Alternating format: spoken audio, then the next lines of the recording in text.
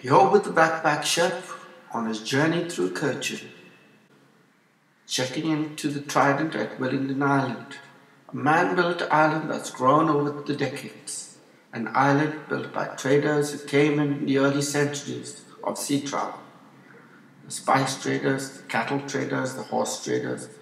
So great was this exchange for spice that wars were carried over it, and the birth of legacies happened. It's great to sit away from the buzz of a restaurant once in a while. A sense of nature beckons, and traveling through this island city, one is captivated by all the sights and sounds and the mystique of this place called Kerala. It's only when you have seen cardamom pods grow close to the ground and held tendrils of pepper vines in your hand, rub them together to imbibe the fragrance, that you realize its value and importance. The coming together of cultures and the hints of spice and the dozen or so wonderful cuisines of the island have enmeshed to make the state one of the most enviable of states. A drive down to Wayanad country or to Munnar or Kodaikanal makes me want to build a house here on the backwaters. The subtlety of an avial or a fish stew is not to be missed. The curry mean or pearl spot fish is delightful to behold and equally delicious. The journey of the day starts with an exquisite breakfast buffet at the cafe. The three main hotels on the island are the Taj Vivanta, the Trident and the Casino.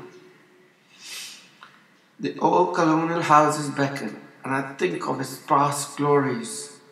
So glad that the city hasn't turned into a concrete jungle yet.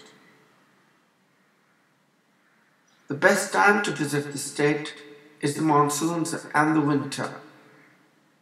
And as one heads down to breakfast, one can only think of the myriad fermented breads that the state has to offer. The appams, the idlis, the mild stews, all take me back to a previous visit to Cochin. Elevenses or tiffin, which is a big word in these parts, means a series of murukku, or fried snacks made from either rice flour or wheat flour. The intricate shapes of the murukku are pretty mind-boggling. One of my favorites is the rose cookies, sweet, delicious and crisp, dusted with black sesame. Another sweet is the payasam, washed down equally strong clove-scented tea.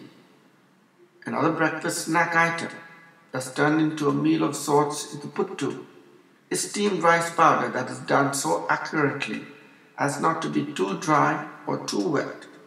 This has a series of fillings from jerky to fruit and vegetables. There's even a curry which has bits of cooked banana in it. Lunch in Kerala is a simple affair of rice and a variety of rasams, but there is nothing to beat the Kerala rice. This roundish grain rice is eaten by the mouthfuls by the locals. I manage a small bowl that has been drizzled over by a watery, peppery rasam. Dishes like chicken 65, a dish created by the Keralites in Singapore, is spicy and flavored with fried curry leaf. The peppery meat or lamb is yummy and has a strong coastal flavor of fried coconut chips served with it.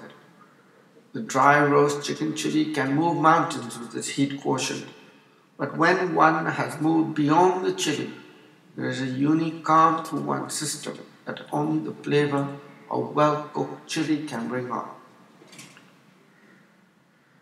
The Mopla black tea with mint to the strong coffees from the Wayanad district have its own aromas, and several restaurants serve up a tad over-sweet Sulaimani chai.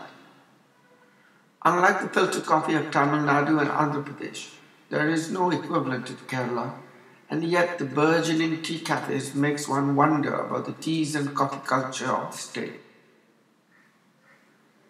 Besides the array of rice breads like the idlis, appams, idiyappams, there is another famous bread of the region, which is the Malabar paratha, which is made with heaps of oil. Its crisp layers, freshly had off the griddle, makes for a good accompaniment with one's food. It was the Dutch who introduced the creation of oven cooking to India, and the old Dutch ovens fired up with clay have created some signature breads like the jam buns, the sweet parathas, and the famous Dutch burger bread that's almost as heavy as a brick, and its dense molassy sweetness is an easy accompaniment for tea. So on your next trip to Cochin, take a moment, try the local flavors, and this is the Backpack Chefs signing off and sayonara.